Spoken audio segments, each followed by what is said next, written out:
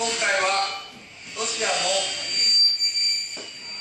ソボレフ数学研究所から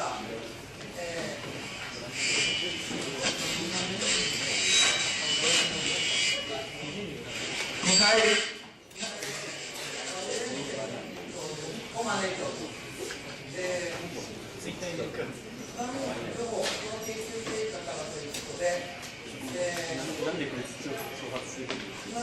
外国語にもなっている津波に関わるシミュレーション研究の立場から津波の生成伝播について解説していただきます。講義は英語で行います。皆様、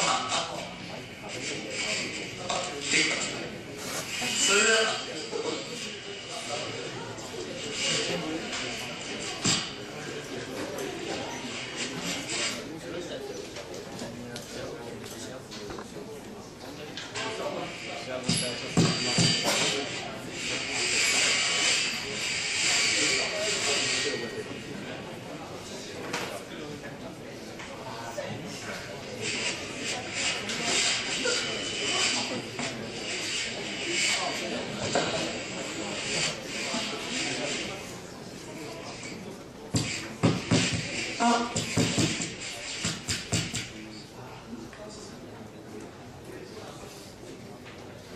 Hello to everybody. Today I would like to introduce you to some new aspects of how can we predict the danger of tsunami.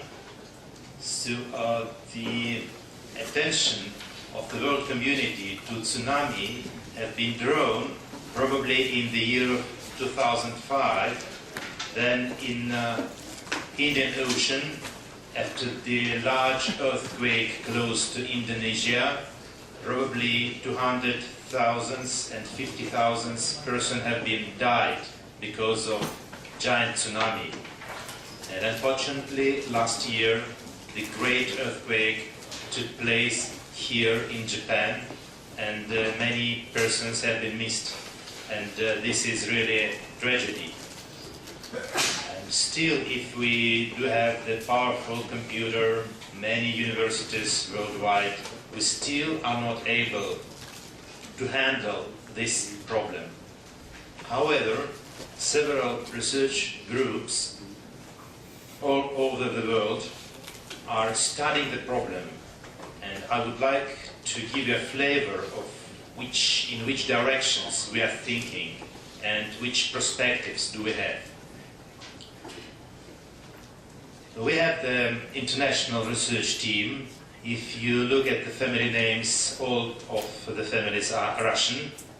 However, Professor Titov, he works in the United States. for National Ocean and Atmospheric Administration, and Professor Vagenin works in the University of Haizu. And we sincerely hope that more nationalities will join our team, because we have more questions than answers. We have interesting problems to think about and to implement into computer software. Just in 2 slides, I give you a very, very small information about tsunami. For those who are interested to learn more, I refer to the very nice handbook, the International Handbook of Earthquake and Engineering Seismology, and this book contains a tsunami chapter written by Professor Kenji Satake. Now he works very close to here in the University of Tokyo. So tsunami is the surface wave on the sea surface. Why this wave arises? Because during the underwater earthquake, the shape of the seabed, the bottom of the sea, is changed, and water is practically non-compressible, and so this new shape of the sea bottom translated very fast to the sea surface, and the disturbance of the sea surface arise. After that, this wave is driven by the gravity. Of course, you know this word, tsunami. This is Japanese word. Now it is international, but originally this is Japanese, which means harbor wave. And this title reflects the fact that tsunami wave is absolutely not dangerous if you are floating with the ship or with the boat in the open sea. Why? The typical area of displacement after the underwater earthquake is about 50 kilometers over 100 kilometers. It could be less or larger. This is the typical area after which the dangerous tsunami could be generated. So the area of initial disturbance is rather large. However, the amplitude is very small. Typical amplitude is 1 meter. So the wave height at the source is only 1 meter. Then the wave starts to propagate, the amplitude immediately decreases. So if you compare with amplitude 1 meter with the wind waves are much larger. 2-3 meters is just nothing. 5, 6, 7 meters for the wind waves. And tsunami, only 1 meter, 60 centimeters. Why it is dangerous? Because the wind wave has approximately equal height and length. However, the tsunami wave is only 1 meter height. However, it could be 20 kilometers length. 50 kilometers length. It's very, very, very long. And then this wave is approaching the coast. It starts to be shorter but higher. And at the coastline, it could be even 35 meters height. And that is why it is very, very dangerous.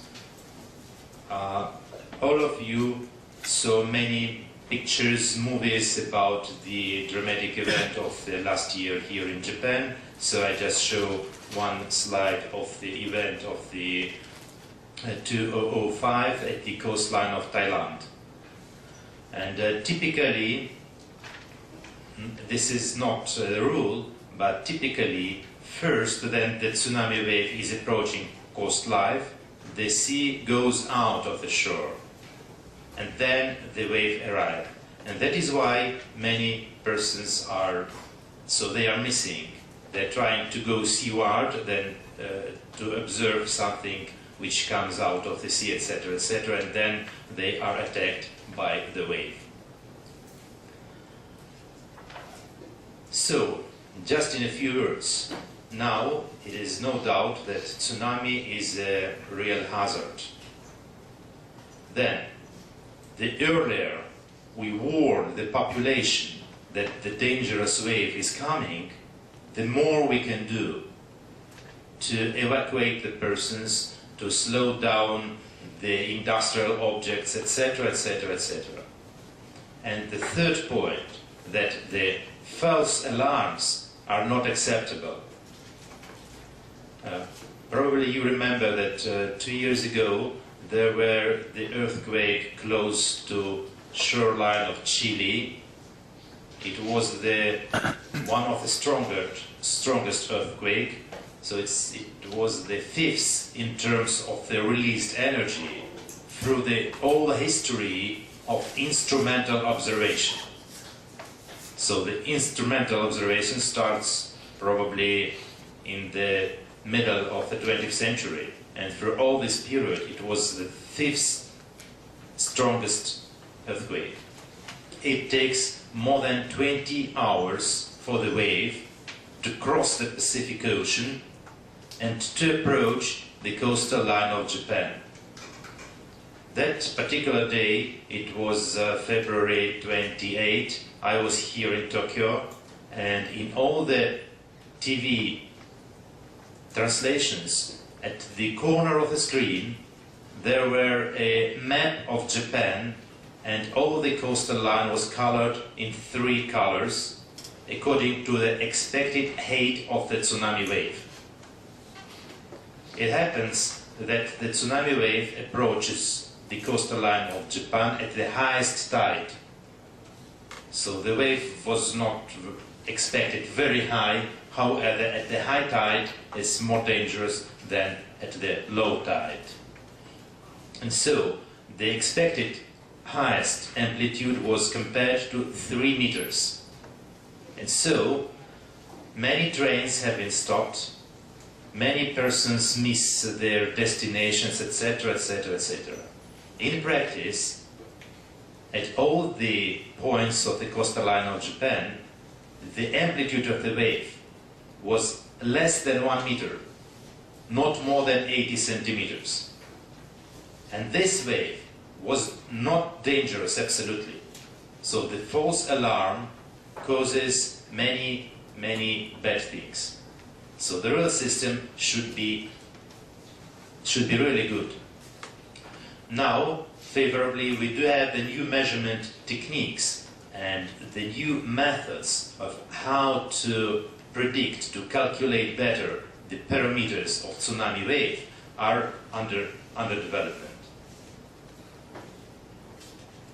So, why this is the challenging problem? You know that after the earthquake, on the radio, on TV news, we have only 2 numbers: the epicenter location of the earthquake and the earthquake magnitude. Magnitude is just the characteristic of the released energy, and epicenter is 1 point. And in practice, if the area of displacement of the sea bottom is big spot, say 50 over 100 kilometers, this epicenter is not necessarily in the middle of this area, could be close to the edge. And the parameters of the wave strongly depends on the shape of this displacement. However, the seismic data do not provide us this vital information. We do not have this information. This is one of the challenges, one of the problems. There exist many methods how to obtain better information about the shape of initial displacement. The first place is we should study the structure of the earth crust by different seismic methods. And this is very popular direction. And seismologists and geologists, they know approximately the structure of the earth And they say that if the earthquake took place exactly here, this means that this is the shape of disturbance. But this is only evaluation. This is not a direct measurement. And even if this direction is very important, they never provide us with the exact information. Here in Japan, you propose the so-called sea radars, which are based on some sophisticated physical phenomena, and the idea is that the large antenna is located at the coastline, and it is oriented seaward, and this directly you can see the approaching wave. This technique works well, however, you only can observe the wave which is approaching, so several minutes prior the wave is coming to the coastline. The other point, this antenna observes only a very narrow spot just close to the shoreline, and you never have the entire information of the wave front. Again, here in Japan, the bottom cable system, two cables are lying on the bottom, and they detect, report about the wave which are passing above these cables. This system is promising, however, now the alternative technology is also available. GPS sensors close to Indonesia, under the European project, they put many GPS sensors on many islands, and they observe the very good correlation between the movement of the Earth's surface, the islands and on the islands, which are detected with the GPS sensors, and the movement on the sea bottom, on the seabed.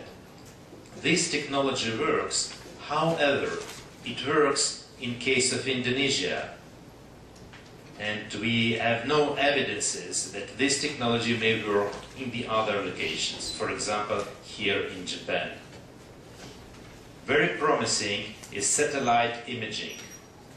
Now the precision of the satellite images is really amazing, almost 1 centimeter. Unfortunately, at the moment, all these satellite images, they are not available for public because mostly they use for the military purposes. This is one point. And the other point, that this precision is available only on the low trajectory satellites, which does not have the stationary position above the Earth.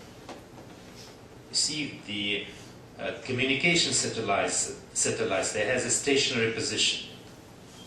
And this, but no, this precision is not available from that. So in principle, we can imagine that if we have many satellites over the Earth, then if the earthquake happens, they should take an image, transfer to the Earth for analysis. Probably the future is for that technology also, but at the moment we cannot expect the good results of that. However, even with the current tools, this is the example, the not a strong earthquake took place on November 15, 2006 at Central Kuriles. And here are the data from the America. The red line is the prediction, calculation, and the blue line is the measurement. So the earthquake took place, then some technology have been applied, and then the predicted results have been compared with the measured results in different geographical locations. In Hawaii Islands and in the mainland of the United States, in California and Washington. And the results are not that bad. For example, here the first periods of the wave are simulated rather good, etc., etc. So in principle, technology is rather good, except of one location. Here is the city of Navilivili at Hawaii, and here you see the simulation is just a straight line. However, the waves are observed here. And after that, the colleagues of us, they start to think why they predict rather good in some locations and predict very poor in the other location. And it happened that exactly at the time the tsunami wave approaching this Nailivili, here is the sensor location. And so after the earthquake, it was a tsunami warning, and this ship goes seaward. But then it was observed that the earthquake was not that strong, and nobody expected dangerous tsunami. This ship goes back, and so he protects the sensor against the wave. So in principle, modern technology is that precise that even the presence of a ship can disturb your observation. So this makes us, provide us with the hope that technologically we are ready to predict, to calculate, and to warn the population. Now about the measuring system. This is the map of the year of 2002, where the first deep ocean sensors have been installed by the United States of America. Here you see this is the idea of Pacific. The yellow bars are the so-called subduction zones. And only in these zones the underwater earthquakes are possible. And so the Americans start to install the sensors in front of the tsunami-genic zones in order to detect the passing wave, then to process the signal and to recalculate this data in terms of the tsunami wave parameters all over the Pacific. So, location of these sensors are pretty much logical. This absolutely non-logical in the very middle of Pacific. Perhaps because of political reasons, by the order of the government of Chile. This is how it looks 4 years later. Green stars, the sensors existing, red stars planned to be installed. The year later, you see here only red stars, only planned stations, green ones. This is, I believe, the year of 2009. Again, many installed stations. The different colors means that the different producer of the sensors, etc., etc. What are the sensors? This is the idea. The bottom pressure recorder, the sensor is lying on the bottom, and the rest of the system is serving this measurement unit. It measures the pressure of the water above with the precision of 1 centimeter. This is really amazing. It may be located at the depth up to 6 kilometers, and it measures the pressures so precise that we have an exact information of the height of the water above with sensor with the precision of 1 centimeter. Then it translates the signal to the flotating buoys, and this, the satellite information, we can have in our computers and the data processing centers, the signal, the precise information about the wave for analysis. This is the slightly more implementation of the system. However, the system requires maintenance, because if some sensor is working and moreover transmitting the signal to the surface, it needs energy. So the battery pack should be here. Now these packs works up to 5 years without recharging. but then it stops. What should we do? Send an expedition, a ship. Now the Americans propose not to take this device to the surface and change the battery pack, but just to install close to this location the new station, which is slightly cheaper. Not slightly, this is cheaper. And this could be done also from helicopter, which reduce the cost of the maintenance of the system. So this is the so-called DART system, Deep Ocean Assessment and Reporting Tsunami. And maybe a couple of pictures. These are some pictures after the year of 05, excuse me. And this is the idea of the satellite image. Then the wave starts to propagate. With the satellite, in principle, we can have the profile of the wave for the future analysis. However, if we measure the cross-section of the wave, we have no good information about the entire wave front. And the examples, the historical examples, shows that after the same earthquake, at the shoreline of the same island, at the particularly narrow area, the wave could be dangerous, and out of this area could be much less dangerous. So in order to produce the really good warning, we need to calculate the entire wave front. And that is why I believe that the use of the satellite technology is the question of the future, and unfortunately not nearest future. So in principle, again, technically this is possible, but practically this is rather far from our use. And so today I would like to introduce you to some approaches of how to obtain the information about the displacement.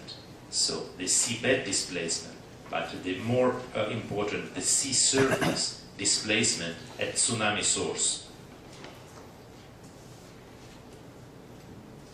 So we have the sensors, we have the measurement system.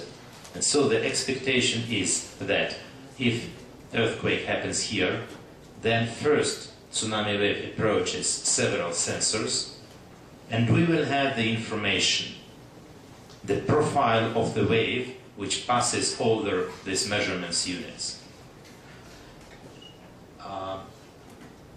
So today I will speak about the ideas how to process this data, and tomorrow I will speak more about what to do to protect the coastal line of Japan. The difference is that, for example, if earthquake happens here, it takes maybe 10 hours to approach Hawaii and 6-7 hours to approach the coastal line of the United States, maybe the same the coastal line of Japan. From Chile to Japan, 22 hours. So, some time to analyze, to calculate, to predict, etc. However, if the earthquake took place here, close to Japan, it takes approximately 20 minutes only for the first wave to approach the closest area of the coastal line. So the time scale is absolutely different. However, we do have the promising results how to accelerate the prediction system in order to make a warning in case of necessity prior the first wave approaches the nearest point at the coastal line.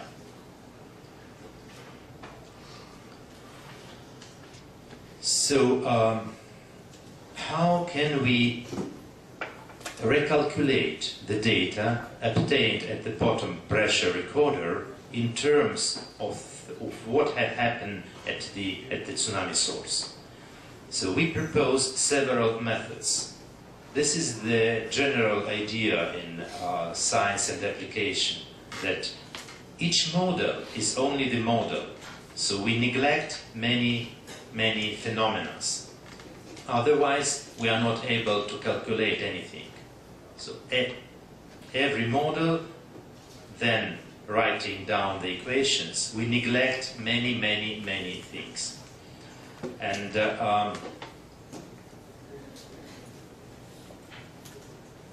so, in different models, we neglect the different things. And the best results are obtained if we average the predictions obtained by different models. Because in one model we neglect one phenomena, the other model neglect the other. And the average usually is better than the best of the different models. This is true also for the weather forecast. If we average the data of the 3 best worldwide models, the prediction will be better than the best of the models. And so, first we propose to use different methods. First of them is the so-called preliminary calculation. As we discussed, the earlier we produce our prediction, the better would be the results in terms of evacuation, etc., etc. And as later on I show the computational size of the problem. And so the idea is to calculate in advance as much as possible. And then to pick up the proper data from this preliminary calculated database to make an approximation of the real event. So this, let me skip some slides. We call this approach as a brute force because at the moment the software application which is installed in the United States in their warning center is not smart. It's just picking up all the data and compare all the possible options. And it is not that easy to make it much faster. This software is very simple. It works real time for rather small areas of initial displacement. For example, the typical area, as I told you, is maybe 50 over 100 kilometers. So it works if the area is 100 over 200 kilometers. However, during the event in the Indian Ocean in the year of 2005, the area was maybe 100 kilometers over 1,000 kilometers, very narrow and very long.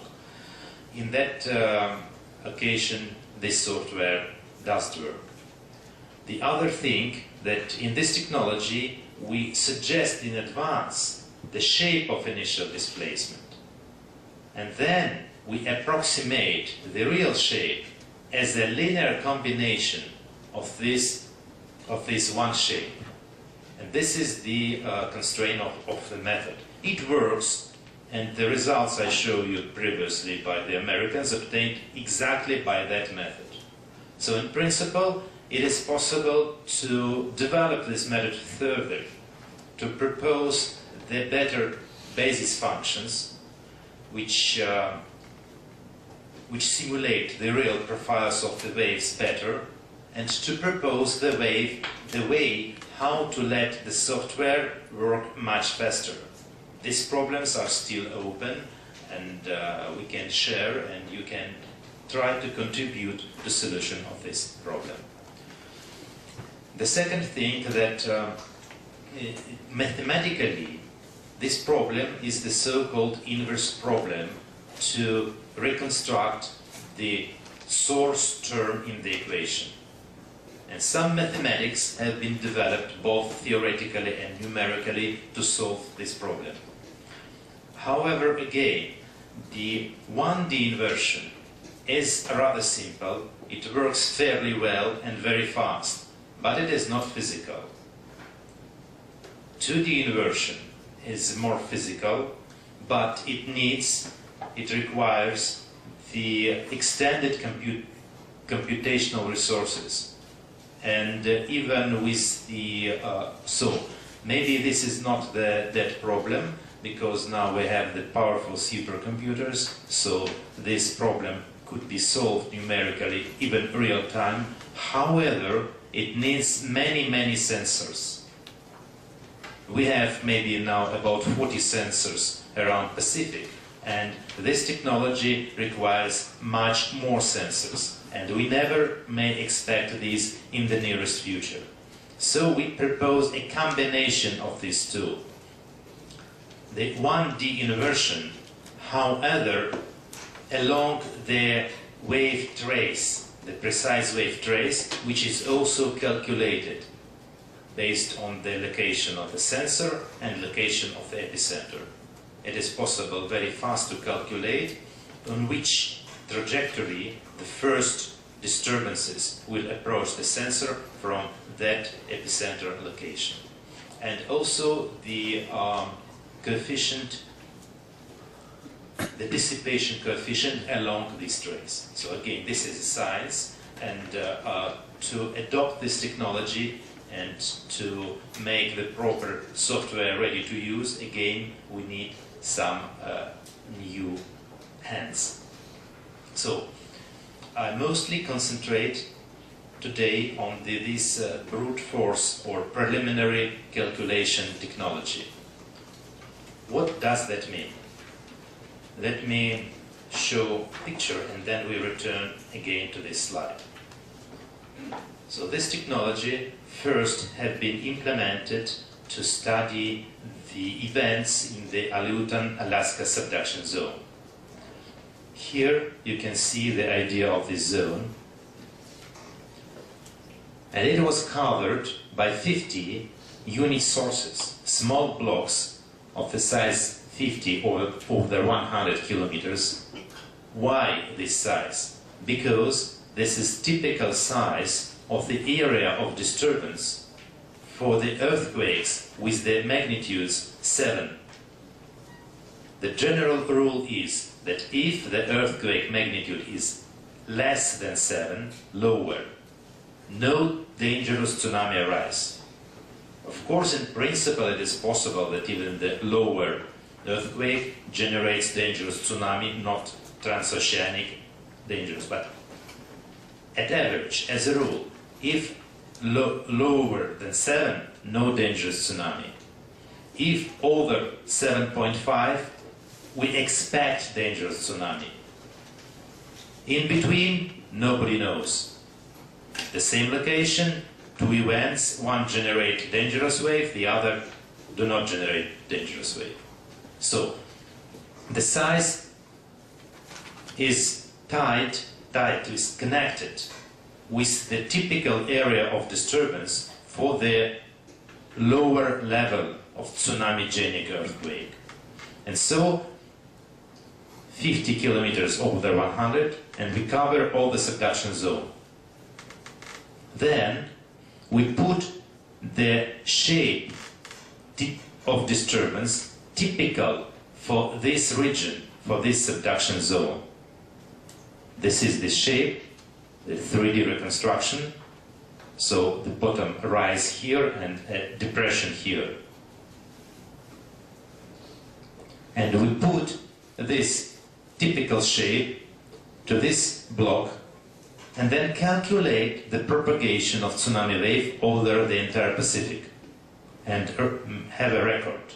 Then we put the same to the other block, etc. And so we obtain the database. So this is the idea. We cover all the subduction zones with the system of the unit sources, then calculate the database, the entire story of the propagation of the wave from each source over all Pacific Ocean. And this is the calculation in advance. We calculate that once only. Then, we do have the measurement system. I showed the schemes of these bottom pressure recorders. And then, the earthquake took place, and the wave passed over the buoys. We had the measurement, the real profile of the wave. And so after that, we pick up the profiles obtained at the location of these buoys No. For example, Buis is located here, and then the wave approaches the Buis. We pick up from the database the profiles of the wave from different unit sources, and then simulate the real profile of the wave as a linear combination of the profiles calculated in advance. So we simulate the real profile as a linear combination of the simulated profiles. And this technology somehow works. Of course, we are not confessed. The technology requires the further improvement. However it works, it makes a rather good approximation.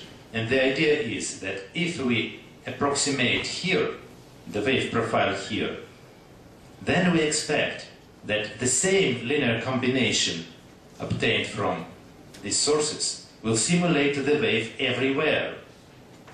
And immediately, as it has been already calculated, we will have an approximation of the wave close to coastline of Japan, Chile, California, wherever else.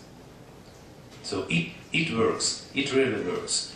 However, in order to apply in practice, we should accelerate the speed of the data processing by several orders. In that case, we expect that it will work really better. And these are the results of the preliminary tests.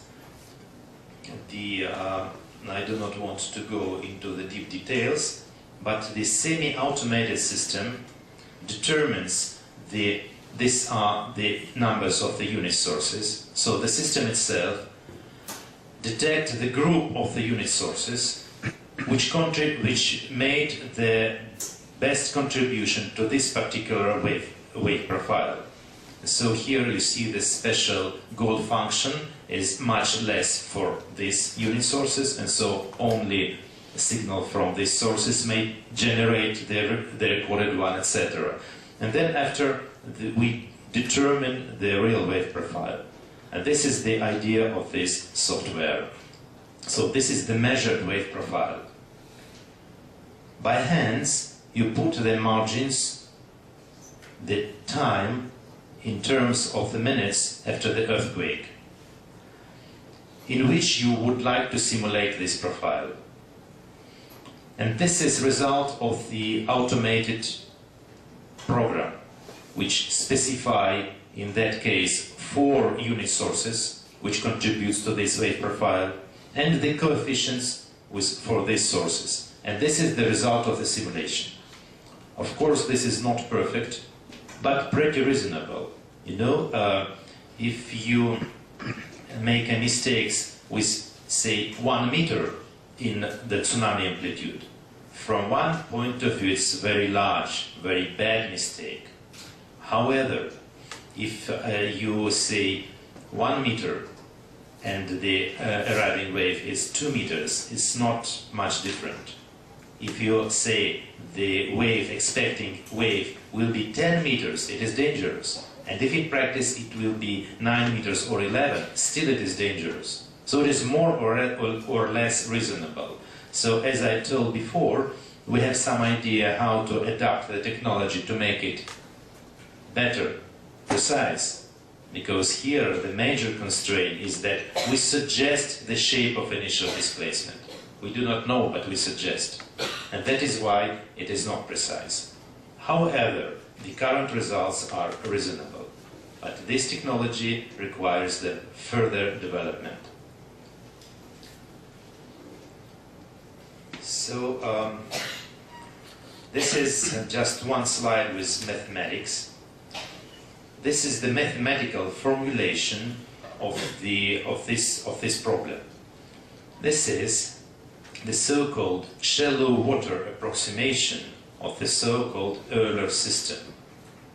You probably know that the most popular system of equations to describe the motion of water is the so-called Navier-Stokes system.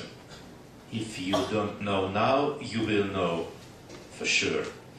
The Euler equation is simpler, and many observations shows that it is enough to describe with the reasonable precision propagation of tsunami wave. But Euler system is still not very simple. And so we do use the so-called shallow water approximation of this system. Why shallow water? The ocean is deep. So mathematically, the water is shallow if the length of the wave is much larger than the depth. The average depth of Pacific Ocean is compared to 4 kilometers. And the typical length of tsunami wave is tens of kilometers. So it's much larger, and the shallow water approximation works fairly well. And so we may derive from the Euler system one equation for the height of the wave. U is the height of the wave, the only parameters we are interested in. It depends on the space coordinates and time. Now this is the so-called equation in partial derivatives.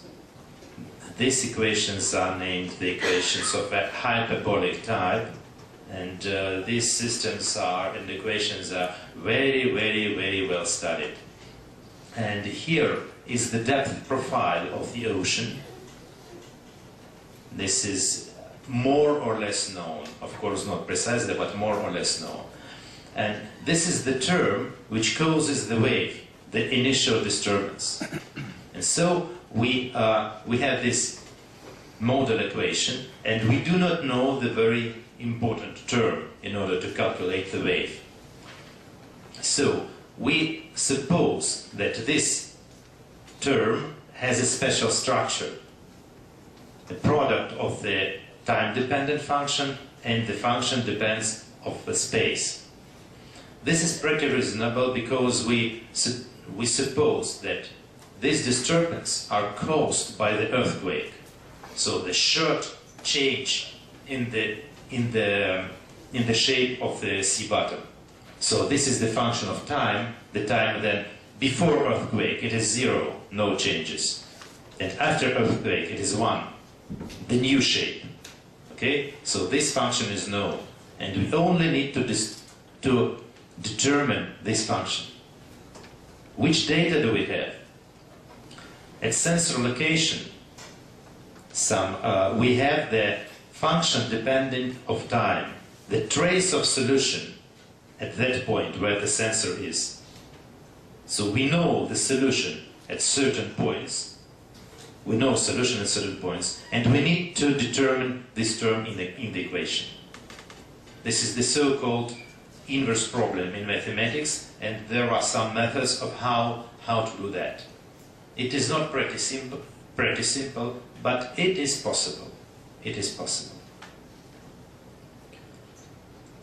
So now, how more or less this strategy works. So here is, Japan, Kamchatka, Kurils, and the same strategy for preliminary calculation requires 62 unit sources, 50 for Alaska, 62 here, the same size. Here is the epicenter of the earthquake which took place in November of 2006 at Central Kurils. Here are locations of these deep ocean measurement buoys available at that time. Here is the real digital bathymetry, the depth profile of the ocean. We need that in order to solve the problem. And this is the wave trace. So along this line, the first disturbance from the epicenter of the earthquake, approaches the measurement station with that number. Okay? Here is the bottom profile along the wave trace. You see the earthquake took place in the shallow water, about 1,000 meters. then it is very depth part, and then this is approximately 6 kilometers, then some underwater mountains, etc. And the changes of the shape of the signal, of the wave profile, crucially depends on this line, of this particular profile. And this is the reconstruction. So we measure this profile, which means that originally it was that. So this technology works. We measure the transition of the shape along this line.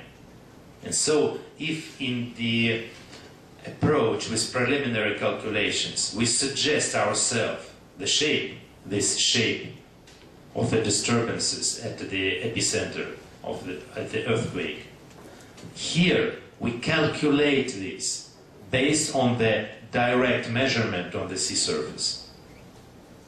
This is very promising, and this provides the additional information which we do not have in the approach of preliminary calculations.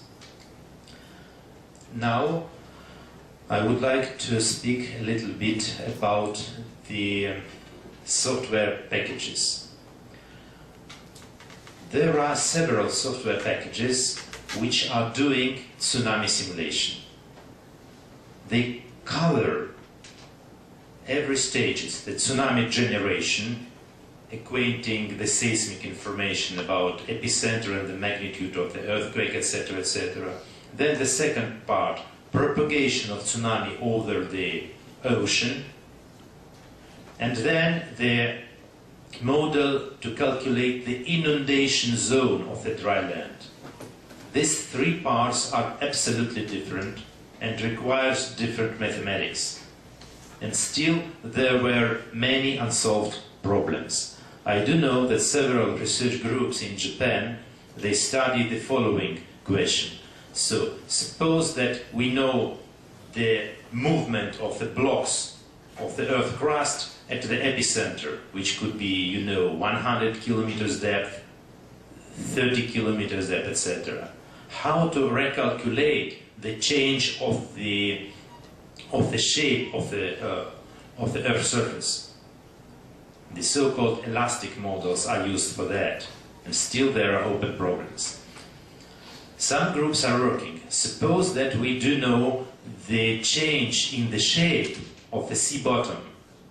How to calculate more precisely the shape of the wave at the sea surface, because it is a transition, and also typically it takes from 20 to 30 minutes after the earthquake to change the shape of the bottom, and also some minutes, so it is a dynamical process, and the shape of the wave at surface will never be the same as the shape of the sea bottom.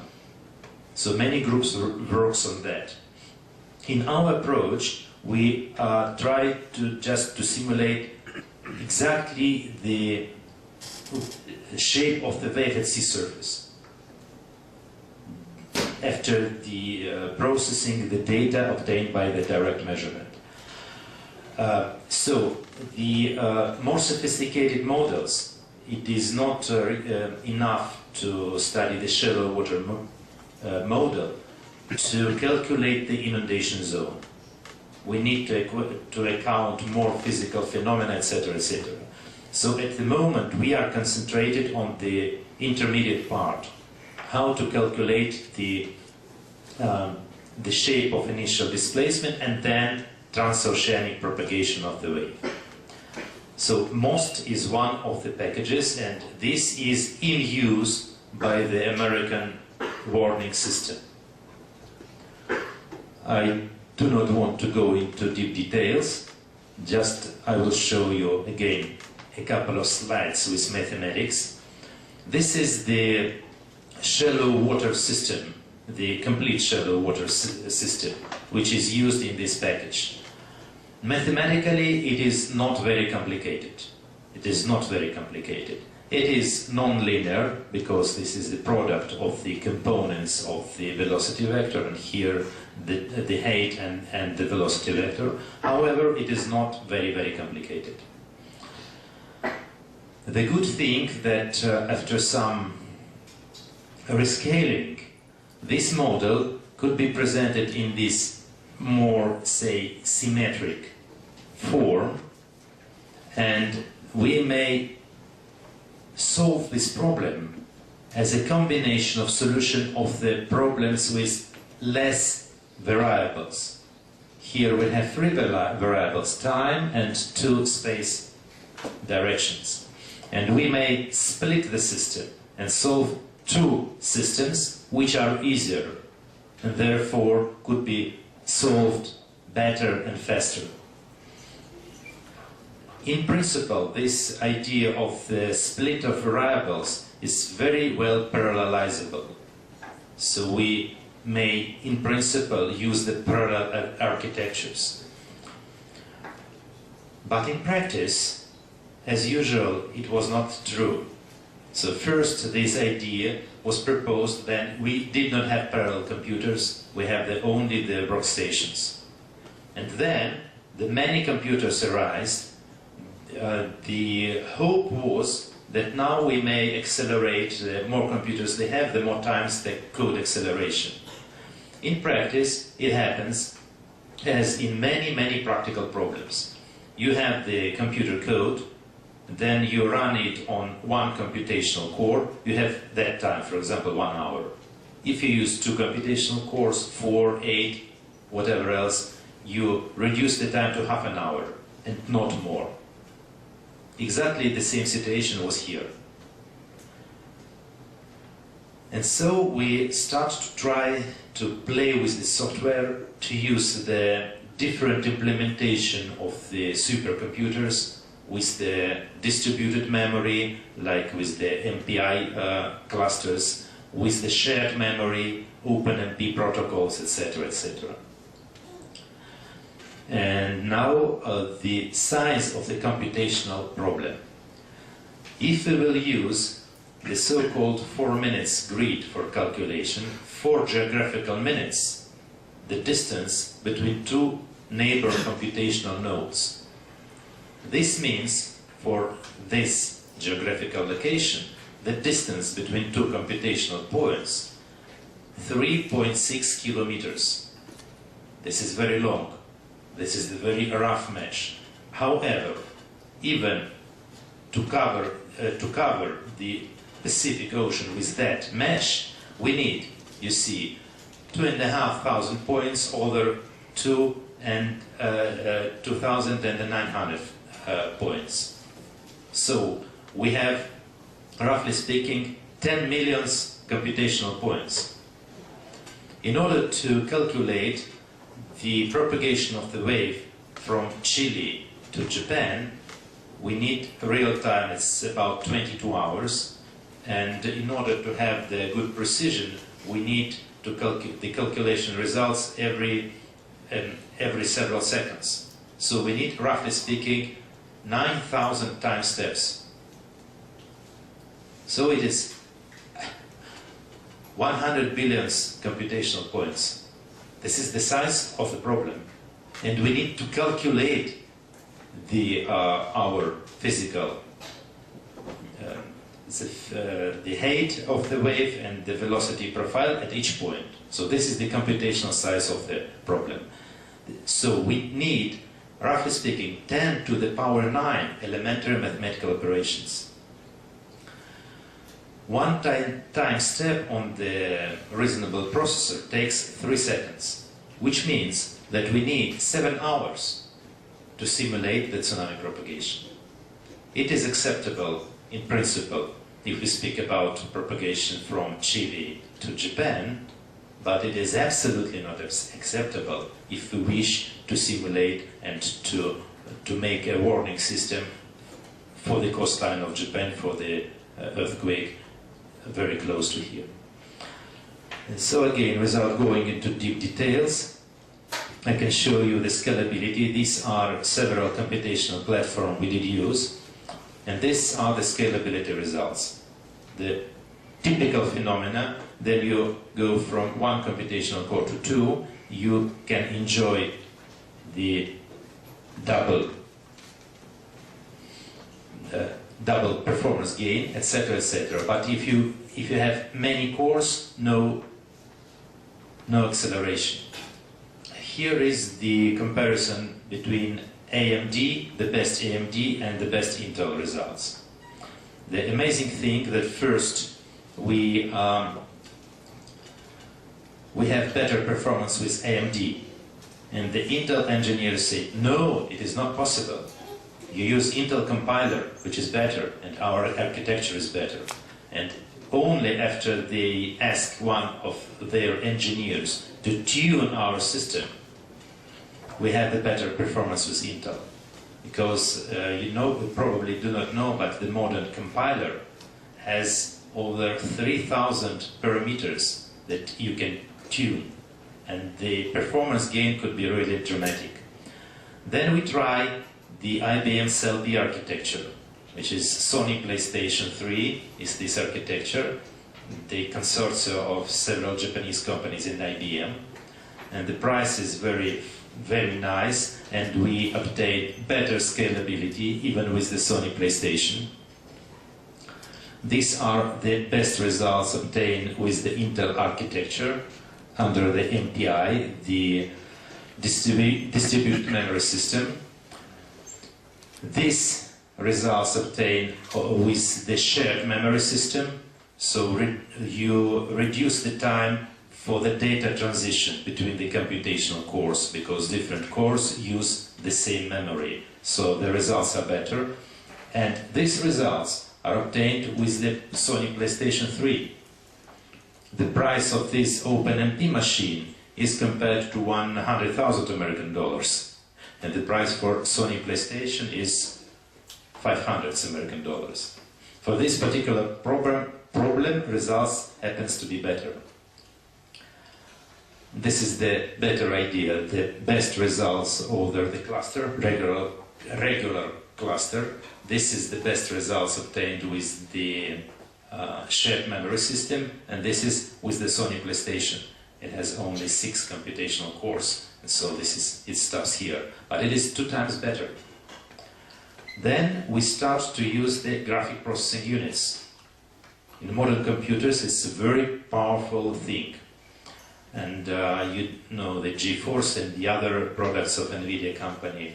And they start also to produce Tesla, the special graphical processor. Again, I don't want to go into details. Here, the idea is that if you have C program, C code, it could be easily adopted to use the powerful graphic card which you necessarily have in your computer. Here is the performance analyzer. Every producer of the hardware has its own tools to the profiler. And so you can have a clear idea, the measurement data, for which operations your computational system do use most of the time. And in our case, it happens that billions of operations have been performed in the non-coherent, non-parallel mode. And so after the program adaptation, we have the 0 here. And here is the integrated performance result. The original sequential program, which is in use by the American system of warning Tsunami, is 3 seconds for 1 time step. With the best available for us AMD architecture, we have, say, roughly speaking, 10 times better. With the best Intel architecture, but with the association of the Intel professional engineers, 2 times better than the best AMD. This is not the correct comparison of AMD and Intel, because we use the Intel compiler for both architectures. Anyway, this is the IBM CeLB Sony PlayStation 3. 3 times faster compared to the best results achieved with the rather expensive Intel system. And here with the first release of Tesla, so the special graphic cards by NVIDIA, 3 times faster or 10 times faster compared to the best Intel cluster result. And in total, if we do use one computational core and graphic card for this particular problem, the acceleration is 150 times. 150 times with the laptop instead of the cluster system. And so from hours we can reduce the required time to calculate the wave propagation to minutes. And this is already acceptable even to make a prediction for the coastline of Japan. And I believe that now the time is over, and if you had a question, I will answer you. Thank you.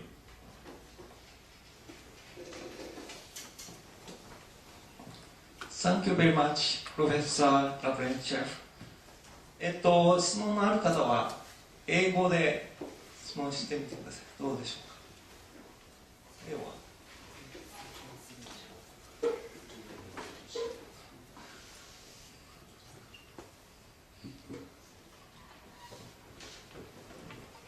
ありませんでしょうか。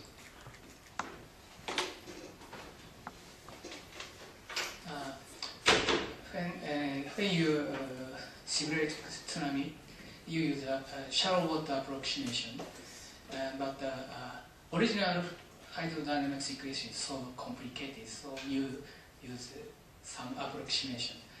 If in the future the computer speed of computer is increasing, there are more good approximation rather than shallow water approximation.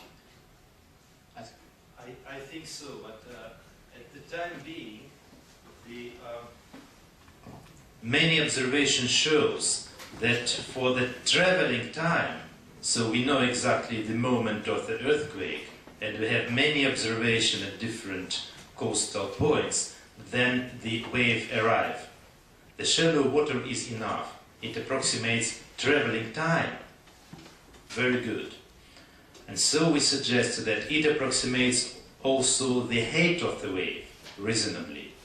However, in order to calculate better the inundation of the dry land, the inundation zone, of course, the more sophisticated models are required, non-linear models, and but this task could be parallelized, because we do not need to calculate the inundation zone over all the coastal line.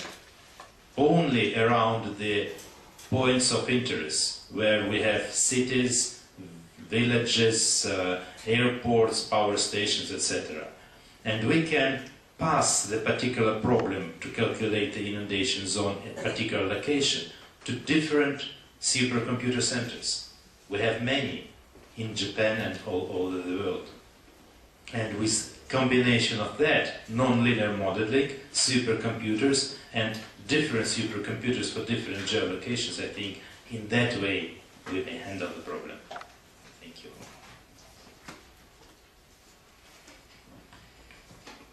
Thank you very much for your presentation. One question.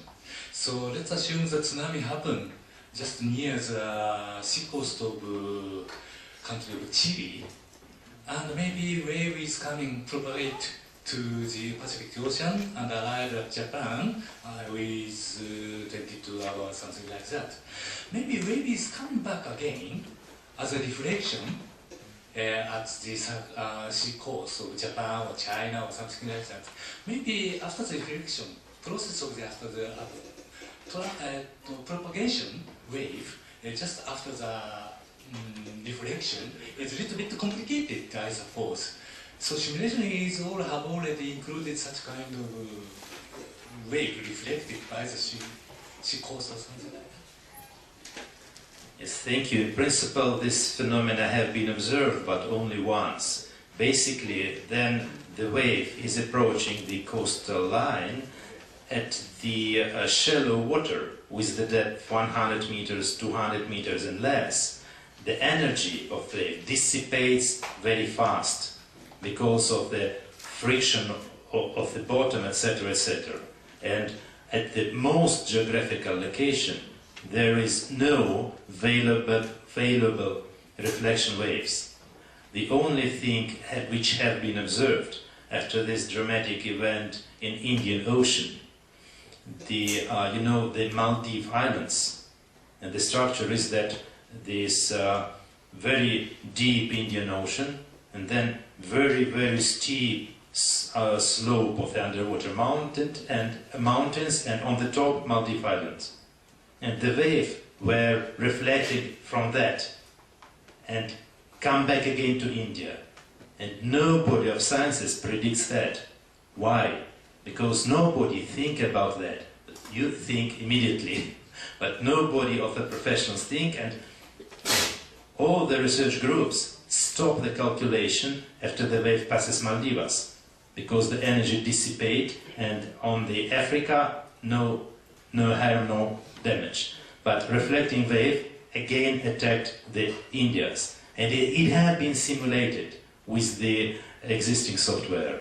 So this is very rare event, and if the water wave approaching the regular coastline with the shallow water region, the energy dissipates and no reflection of the wave observed. Thank you. 他に学生の方で質問などどうでしょう。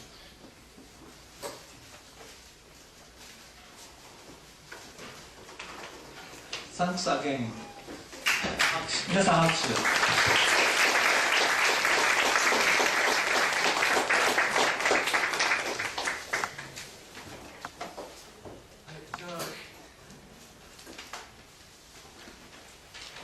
学生さんちょっと待っててくださいね。